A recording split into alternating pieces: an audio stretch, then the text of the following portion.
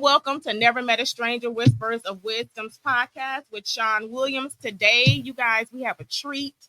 I have Mr. Charles Robinson here with us today. Good morning, Mr. Charles Robinson. How are you doing today? I'm a little cold right now. I know. Thank you. I thank you so much for coming out in the cold. It was very, very cold outside. I don't need to come out in the cold.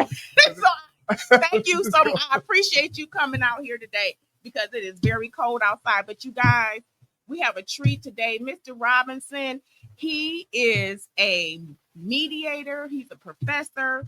He's a peacemaker. He provides leadership for community peace, healing, and collaboration, which I love. I'm actually a peacemaker myself. So when we met, which I didn't meet him in the lift car like I usually meet most of my strangers, I actually met him at Asada High School. We both are mentors at the high school. So I've been there maybe about a year or so. How long have you been there? I just started this semester. This semester. Well, okay. Although I taught last year, I was a long-term sub. Okay. I ended up teaching the whole year. Oh, nice. But then they wanted me to come back to mentor the men. Right. And then you got them. And I mentored the young lady. So that's how we ended up meeting at the school. And so, like he said, he mentors the young men and I mentor the young ladies. And so we collaborated a couple times and that's how we met. And so he told me his story about what he's been doing and the things that he want to do. And I was like, oh my goodness, I have to get you on my podcast because it can help so many people. And since he's a peacemaker and so am I, oh yes. And I did a little research. Oh yeah. I found out, which was so fitting for today, that you are Alpha Phi Alpha. 06. And guess who else is the Alpha Phi Alpha? Dr. Martin Luther King Jr. That's right. So this was so fitting for today for me. And I just was like, oh my goodness, look how things just work out, honoring him this month. And I did a little bit more research and found out you were alumni of Rufus King High School. I'm the 2015 alumnus of the year. And I was inducted into the Rufus King Athletic Hall of Fame in 2022. Nice. I'm an alumni as well. Come on. So we never talked about that, or you never told me that you didn't tell me that you was an alpha either. I can sing the alma mater verbatim right now. Okay, go ahead. But I'm not going to do it. But so I did a little research. I said, let me look into Mr. Robertson. And so I said, oh my goodness, how fitting is this for today that you're Alpha and so is Dr. Martin Luther King Jr. Mm-hmm. I said, this is amazing. And so I had looked into it and it said Dr. Martin Luther King Jr. He was a member of the fraternity as well. And since we're celebrating this month, he was directly responsible. The Alphas were directly responsible for the conception, the funding, and construction of the Martin Luther King Jr. Memorial next to the National Mall in Washington, D.C. Okay. So I was like, this is so amazing. I was just so excited. I was telling my daughters about it. And I said, look how things work out. I said, and we never talked about that at the school Friday when we was in school. We didn't even talk about that. So we didn't plan to meet. It was a miracle. It happened by chance, right? And nothing happens by accident. I say that all the time. Right. And so I'm so honored that you're here today. Mm-hmm. And tell me a little bit about what you're doing right now. Okay. Oh, and regarding Alpha Phi Alpha. Yes. I went to Whitewater. It was called the Wisconsin State University Whitewater. Okay. They changed the name to UW Whitewater now. Okay. Well, we founded the first chapter, fraternity chapter on campus. And, nice. And How nice Alpha, is that? yeah. So I'm one of the founders for that too. Oh, come on now, Mr. Sir. I am Well, so honored. I am so honored, and thank you again so much for coming. I was elated. I was telling my daughters, I'm like, he's done so much. I was just looking at everything that you sent, and I was just like, wow, this, I could just go on and on and on about your accomplishments, your background and things that you've done. We have a lot that we could talk about, and we don't have a whole lot of time, right. but I'm here to listen to. So, everything that you have going on is so important. Like I said, the Never Met a Stranger Whispers of Wisdom podcast is about me, meeting people that I've never met, of course, but they have untold stories or stories that they need to get out, or things that they want to do to help, that can help other people, because everybody's story is important. And well, I love the work that you were doing when we met the first time. We brought the young men and young ladies together. Yeah. And you were talking about affirmations. Yes. And yes. I used to work in a prison too. Okay. Prison setting. I was the ICI in Winnebago County. Oh, wow. Corrections and Care and Treatment. Yeah. And so I had the responsibility for facilitating the complaint process. Okay. For the rights and resources of the inmates, making sure. And a lot of, but it was 95-mile commute one way. Oh, and I did that for almost 4 years. Oh, dedication. Yeah. That is dedication. And sometimes I would stay late and play, but I used to play a lot of sports and stuff. And I would play basketball with some of the inmates. And some of them I would mentor them. Okay. And we use affirmations. Nice. We use affirmations because words are powerful. Words are powerful. In the beginning was the Word, and the Word was with God, and the Word was God. So without the Word, there would be no concept of God. Absolutely. That's how powerful that is, the languaging process. Yeah. But I think the most important part of the languaging process is listening. It's listening. We just talked about that Friday. When we were in school, we talked about that we sure did talk about that. Listening is important. Right. Communication is so important, but listening is one of the keys. That's right. Yeah, because you got to be a good listener to be a good communicator. Mm-hmm. Yeah. Yeah. So absolutely. I went to, like I said, Wisconsin State University, Whitewater. How many years ago was that? In 1967, January I started, and we had about 50 Black students on campus that year. And about a year and a half later, we tripled the numbers because the university gave us the card. They said, we can't go out and recruit, but if you want to, you can have the vehicles. And so we went to Milwaukee, Chicago, and Beloit, and Kenosha, and so we tripled our numbers. Oh, nice. And so what my intention was to graduate and teach and coach. Okay. At my alma mater, Rufus King High School. That was my dream. And so I got out, and I was at the same time pursuing a master's degree in school psychology. Okay. Because psychology really, really intrigued me. Me as well. I always wondered, well, why people act the way they act. Absolutely. And so I had a double major up until my junior year. Okay. When we had a riot on campus. Oh, wow. And I was 16 of us were suspended. Some for a year, some for 2 years, and some were expelled. Okay. Because of a fight on campus. It turned into like a mini riot. Yeah. And even though I wasn't there at the fight at the gym, which ended up going over to a downtown white fraternity house. Okay. Where the brothers marched on the white fraternity and invaded their house. Oh, wow. And beat them up pretty bad and broke a lot of furniture and trophies and all that stuff. Yeah.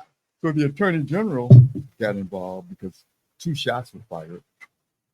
And so the attorney general charged us with 2 felonies. Okay. And a misdemeanor. Oh, wow. Even though, I was like big man on campus. You're right.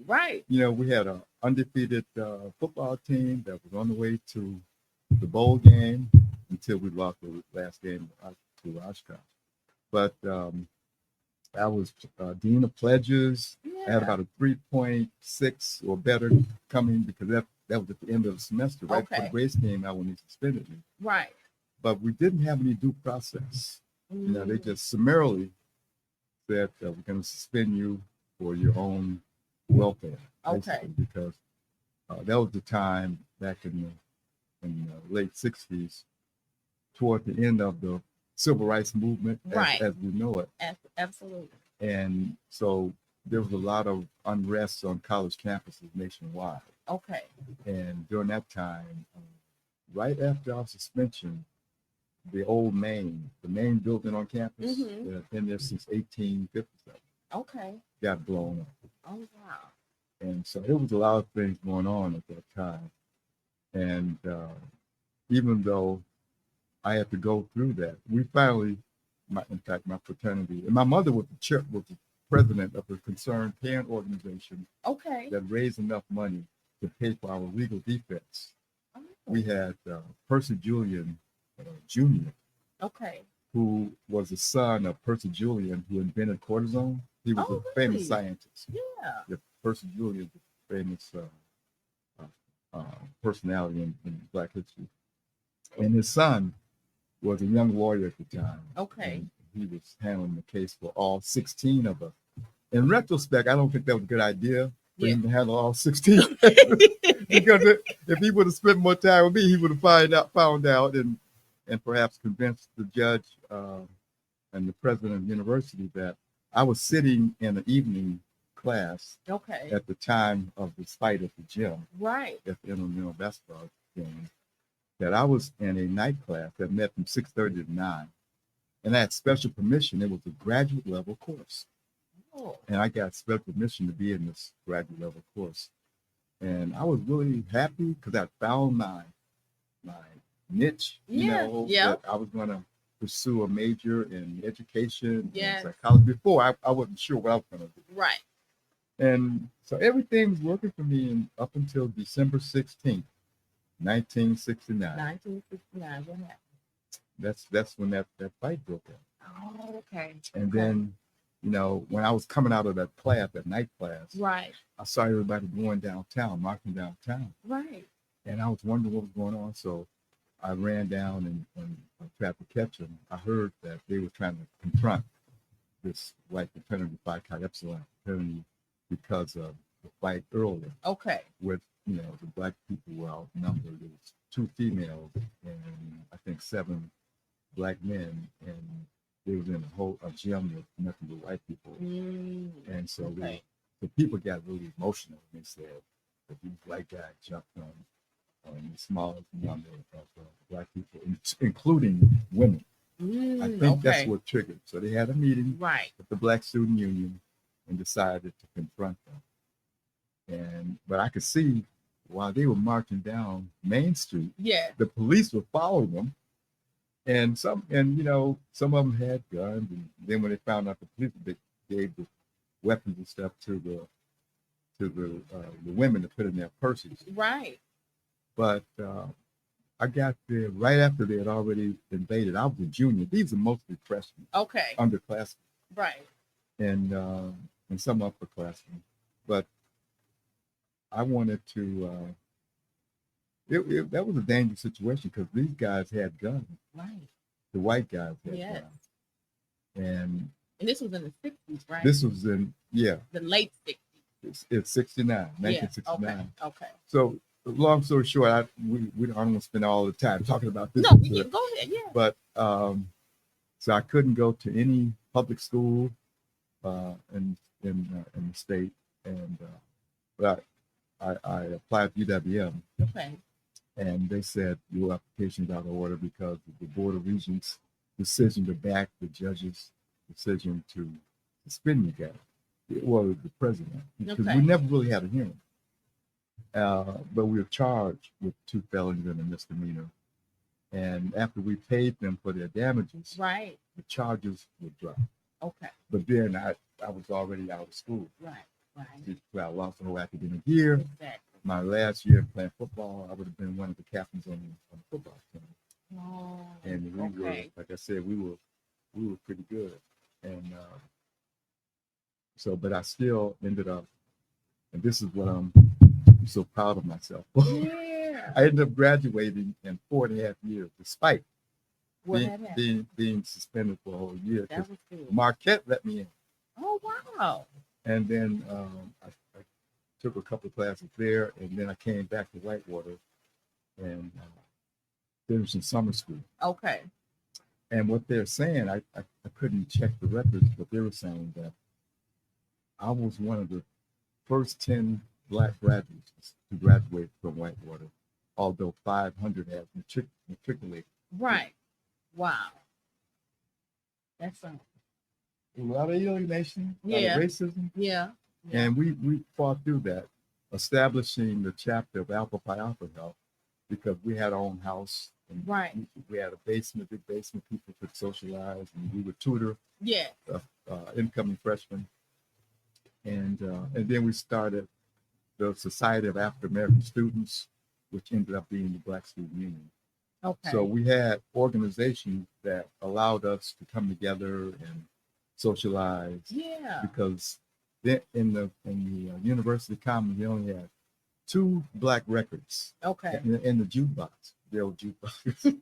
it was Aretha Franklin, Respect, mm-hmm. and the other one was Dionne Warwick, In Between the Heartaches. Okay. Oh wow. And so we would listen to those over and over again. Okay. Well, let's switch over to. Okay. I'm going to talk about this book. Yes. We were talking. We would say race. We were talking about racism, but this book, My Grandmother's Hands. Yeah. When we were in class on Friday, you were telling me that in school on Friday, you were telling me that you taught this book. Yes. Right. And so this book is by Resma. How do you pronounce it? Menakem. Okay. Mm-hmm.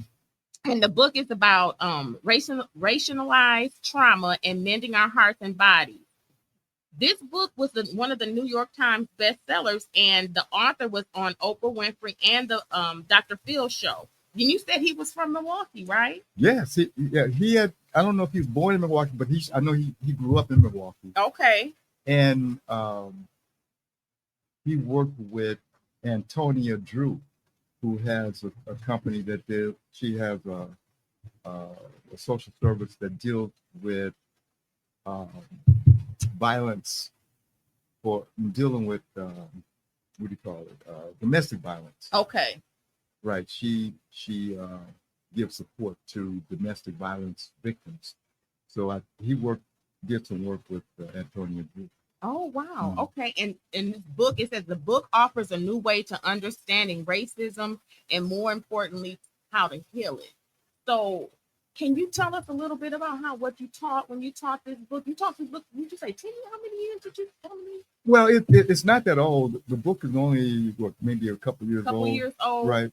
But you know, now that we know more and more about trauma. And that trauma, we talk about that a lot. Trauma can be handed down epigenetically, according to Resma, and he's an expert. You know, he worked with hundreds of people in the military, because he was stationed in Afghanistan, and so he counseled with a lot of the military who were, of course, affected by the war.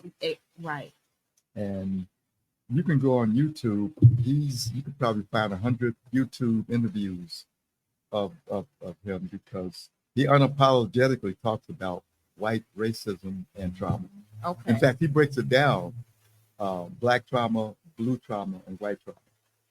And what he's saying is that each group must deal with their trauma individually. Because if you're white, I can't help you deal with your trauma. And blue trauma is the police trauma. Okay. But when police shoot somebody and they can't explain why. Right. It's like trauma.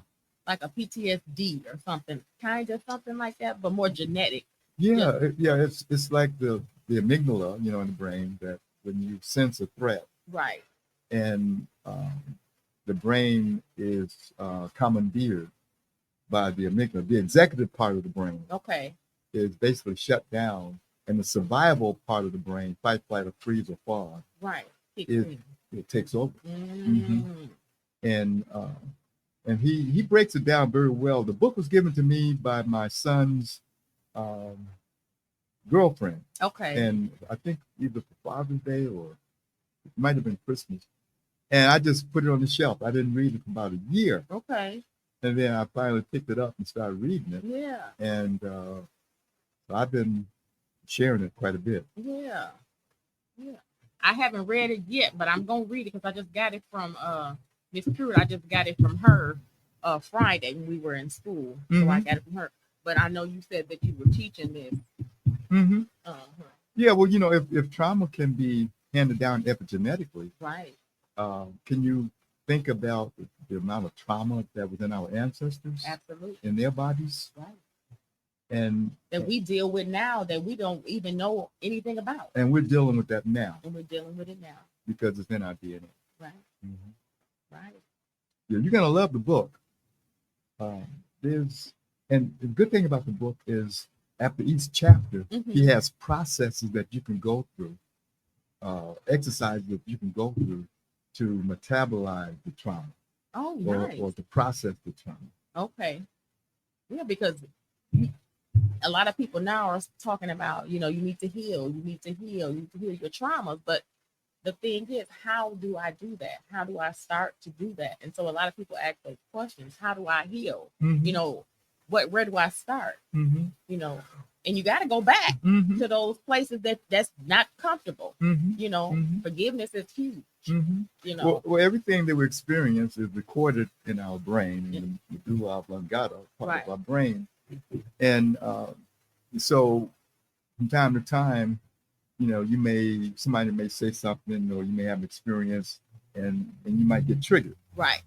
And then the trauma, you begin to experience what you experienced before. Right. Your body and everything starts to act just like it did back then. But one of the solutions, and Resm talks about this in his book, is to engage in mindful practices like breathing, deep breathing, and meditation, yoga, those kinds of things. Well, it's sometimes if you get up, something triggers you and you get upset, you could just count to 10.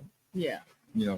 Pause. Right. The key is to pause before you do or say something that you'll be sorry for later.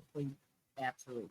And by practicing mindfully, and you have to do it, you have to condition your brain, right? To have that pause, to be able to pause. Yeah.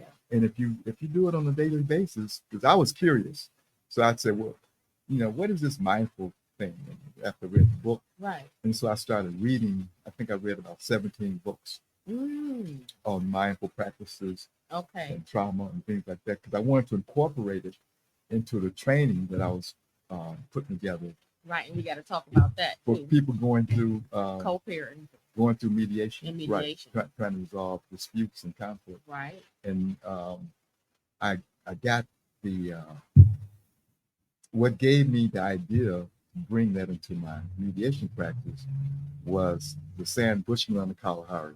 We can talk about that too. Yeah, we can talk about that, and I want to talk about your the Kalahari Peace Institute too. Right. I want to talk about that. That's where that came from. That's where that came. The Sand Bushman on the Kalahari. Okay. They believe that the gods will be angry at them, right, if they harbored unresolved conflict. Right. So conflict had to be resolved. Otherwise, you sin. In real time. Otherwise, that's right. Right. Otherwise, you commit the sin, and the gods would be angry. They believe in more than one God. So they would convene in a circle. That's where the circle process, the original circle process, came from. Where people sit in a circle in what they call restorative justice. Okay. Well, we could trace it all the way back to our ancestors. The Sand Bushmen, one of the oldest cultures known to man. They didn't have a history of war.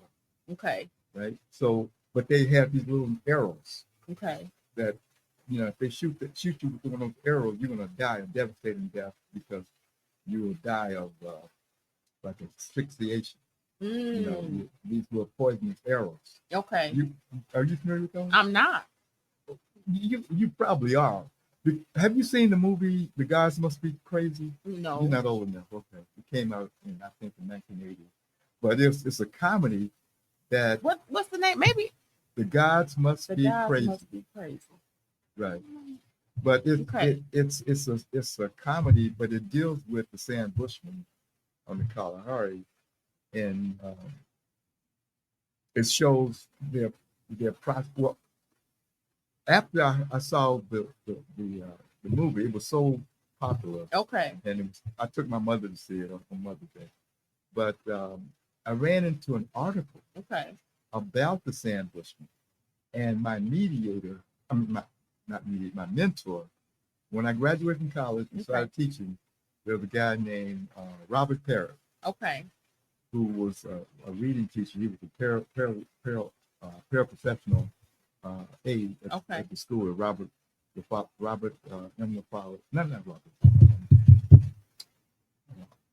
Fulton. Okay.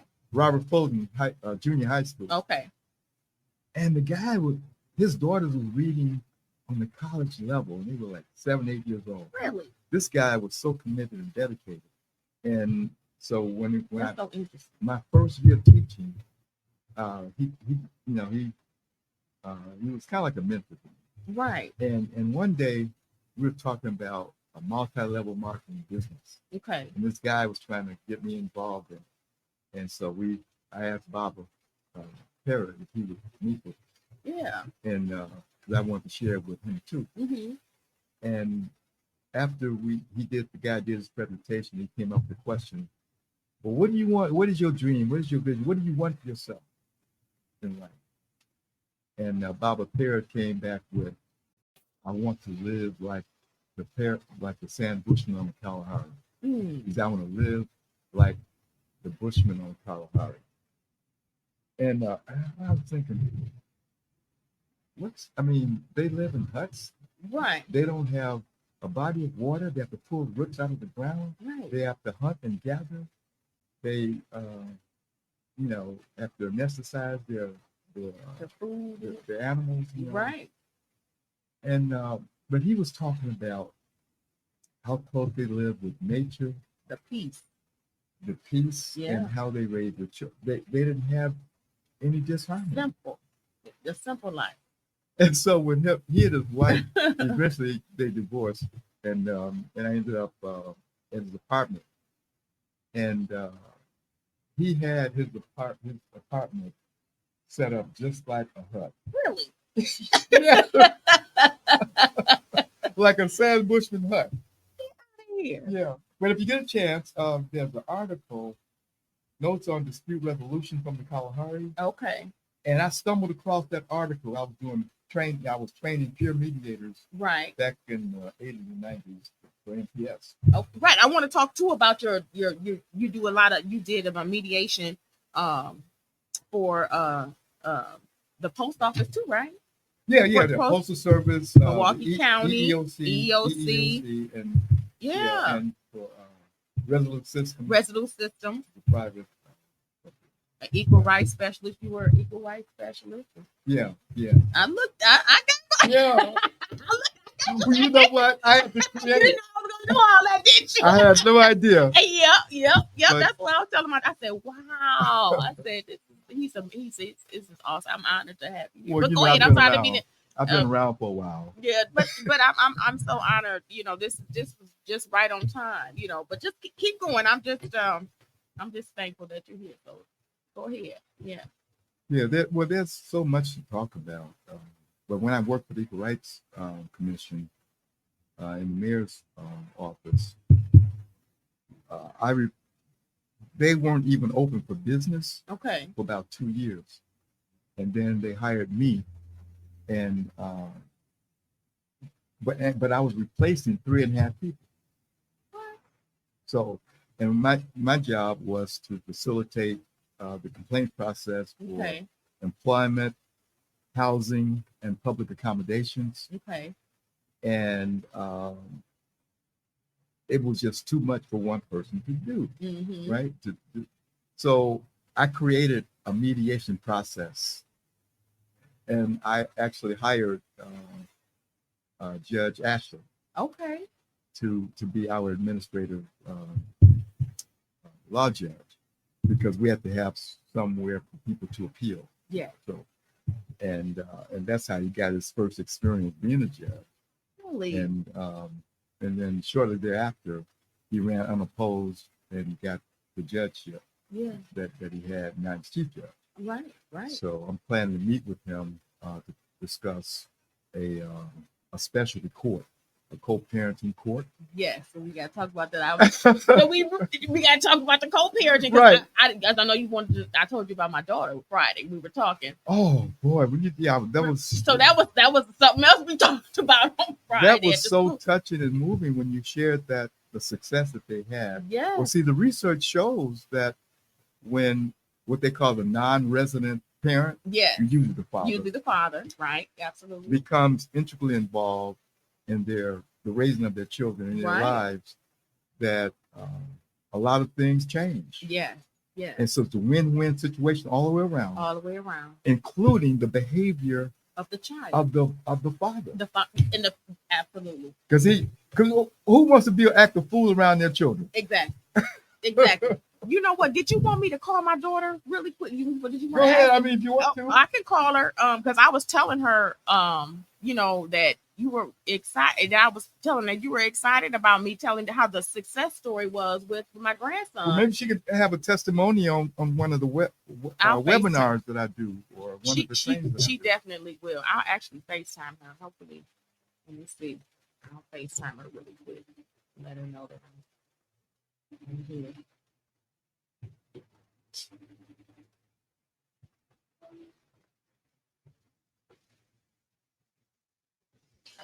Hey, Janelle. Hey, I'm on live on my podcast, and I'm talking with Mr. Robinson. And remember, I was telling you about the co-parenting, what he was trying to put together, and we were talking about the success story with Carter and you guys with co-parenting now. Did you want to ask her anything? What's her name? Janea. Hey, Janea. All right. When your mother told me about the success that you guys had, the breakthrough that you had in co-parenting, we were like talking informally over at Asada High School, and I was just so touched and moved. I got up out of my seat. I said, Miss Weaver, give me a hug for your daughter. Because that is so important for children to have access to both parents. It is. And I even found, I was telling your mom that after I discovered how important it is and how awesome it is that trauma can be handed down for 14 generations, and I read all these books. Yeah. One of the books I read said that when the parents of an infant show up, when they're present, it has an effect on their brain. That's believable. And we were talking about, well, what are some of the solutions to deal with trauma? Right. And there's a book called, I'm blocking right now. But anyways, it showed a group of monks meditated for long periods of time, and they put electrodes in their brain, and they found out that areas of their brain where there was no activity became lighted up from just engaging in long-term meditation. Okay, that's amazing. Mm-hmm.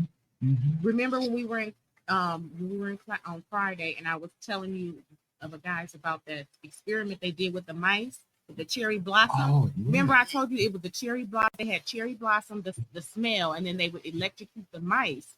And so they would do that so much, and then the mice would have children, and the mice after that, the generations after that, they would bring the cherry blossom smell to the mice, and the mice would start having electric shocks when they never even had the electricity, but it was generational trauma from the parent children, the generations before with the mice. How amazing is that? Yeah. Like that they didn't even have to get electrocuted, but the smell of it actually brought the trauma on for them to start to shake and created and created anxiety anxiety in the mice, but they never even got the electricity. They just smelt it. And so that happens in humans as well, because they did the research with the mice.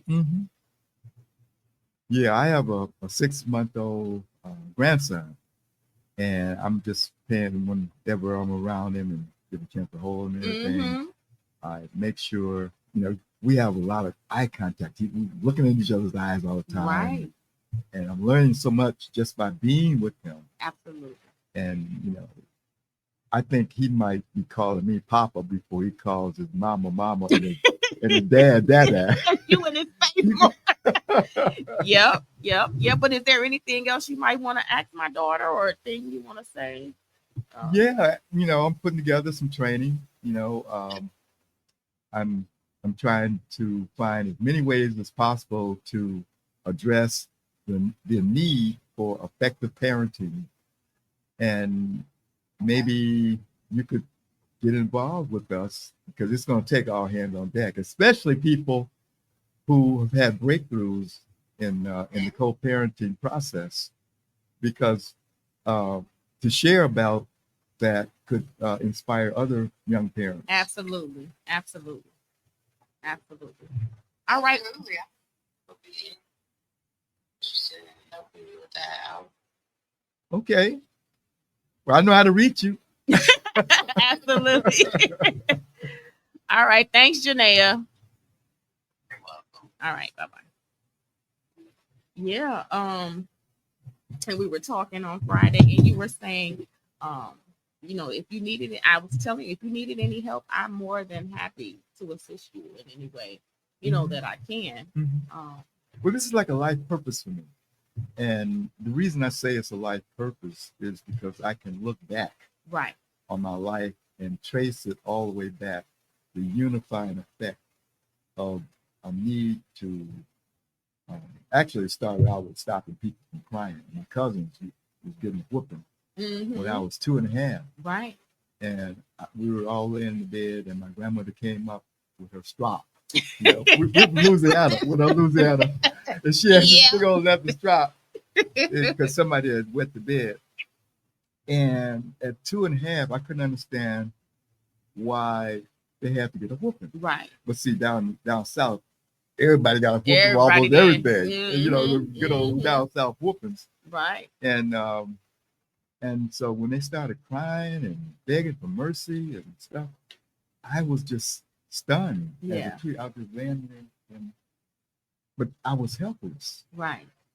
And that was a moment that kind of set who I am in motion. Right. And then your drive, your purpose, like you said. Yeah. And then to reinforce that, when my mother came to get me, because she came, Great Migration out the cotton field. Yeah. And she came back to get me after she got a job. Yeah. In the big city. She was able to take care of us. And I was 3.5. On the way back on the Greyhound bus, it must have been Chicago at night with all the lights, big pretty lights. Right. I had never seen lights like that before. Right. We were from the country. We didn't even have electricity. We had, lamps and stuff, right? And lanterns. We pumped our water, but it was paradise. Right. And so when they gave me the choice to go with my mother or stay with my grandparents, they said I went back and forth about 4 times to the car because I couldn't make up my mind, right? Right. But eventually I decided to go with my mother, and I wanted to sit next to the window to see all the big pretty lights, but she was so young. Yeah. She was like maybe 19 or 20 herself. Okay.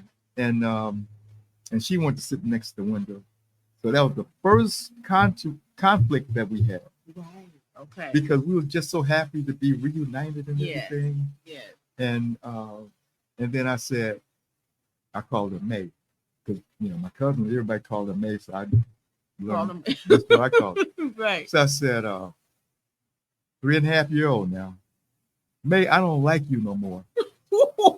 and it's hard for me to actually tell the story without crying. Oh. Yeah. But I could do a little better now. Okay. Because when I told her that, She started boo-hooing on the Greyhound bus. Oh. Broke her when I said that. She was so sensitive. Yeah. And so here I am, 3.5-year-old, just looking at my mother boo-hoo on the Greyhound bus. That was so devastating to me. Right. I cannot stand to see anybody cry today. Really? And that's part of a trauma too. That was a trauma. Yeah. So on the playground, you know, I was just a Fifth Street school, and everybody wanted to box all the time. They were like bullies. Mm-hmm. And I didn't like to fight, but when bullies started picking on my little friends, I would always intervene. Mm-hmm. I don't care how big the bully was. Right. Then I got to fight the bully. Right. So, this none of your business. What, you want to do something about it? You know. Right. I mean, leave him alone. He ain't doing that to you. Right. You too big to be fighting him anyway. Then I got to fight the bully. Right. So almost I was in the office all the time fighting bullies, but I never got suspended because you was protecting the underdog. Miss Mary P. Miller, my 5th grade teacher, Mm-hmm. she saw that that potential leadership in me. Yeah. And so they made me the captain of cadets in the crossing guard. Yeah. Anyway, I remember Captain. I remember. So they made me. So I now got a license to break up the fights. Okay. And report people to the office. So that gave me my first experience in intervening and mediating. Ain't that fun? And then 10 years old. 10 years old. I still got the little certificate from the safety commission. Do you? Yeah. Because people, I say, I've been doing this for like 60 years. Absolutely. Well, absolutely. Wow.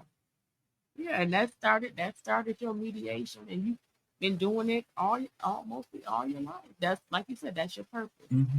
Well, you know, after being right? trained and learning that there's dignity in allowing people to fight their own fight. Yeah. Because when I first started mediating, I was mediating like I already have a solution in my head. I'm going to steer them toward the solution. Right. Or I'm going to take up for who I perceive as the weaker person. Yeah. But in mediation, you kind of like directing traffic. Yeah. But you want them to engage in the fight. Right. It's a verbal fight, of course. Yeah. And it occurs like magic sometimes. Mm. It occurs like magic that when they face what they need to face. Right. Sometimes there'll be tears. Yeah. And there could be a little storm sometimes. But then when they come out of that, yeah, you could see, like in white people, when I was doing mediation work in Janesville, Wisconsin. Okay. For the Rock County Mediation Family Court Program, almost all of my clients were white. Okay. And I could tell when they come to resolution, because you could see a shift in the color in their skin. When they see you. Right. Their complexion changes. Mm-hmm. Yep. It's a physical change. It's a physical change. Ain't that something? That is something. So is there anything, if we want to wrap up, is there anything, we got so much we could talk about, but is there anything that you want to close with, or anything that you want to let everybody know about? You mean like a word of wisdom? A word of wisdom. That's what I was just getting ready to say. Your word of wisdom. Well, the name of your podcast is Whispers of Wisdom. That word of wisdom. Yep. I'm trying to, I can boil it down to 2. You can say as many as you like. I am honored for you to be here, especially in this cold. Mr. Robinson, sir, I am so honored that you came out today. So whatever you want to say is an honor. I'm honored that you're here today. Well, thank you for allowing me to express myself and to share my vision and purpose. Absolutely. But one word of wisdom, I'm going to keep it to 2. Okay. One is any problem in life can be resolved within the context of a conversation. Absolutely. Because life is a conversation. Yeah. And how we talk about it creates the way it is. We speak the way it is. We speak it into existence. We do. Because we're made in the image of God. Yes. And something in the Bible says that when my word goes out, it will not return to me void. Empty. Yeah. Right. Back void. And if we made it in the image of God, right. Same thing for us. Right. And then the other one is,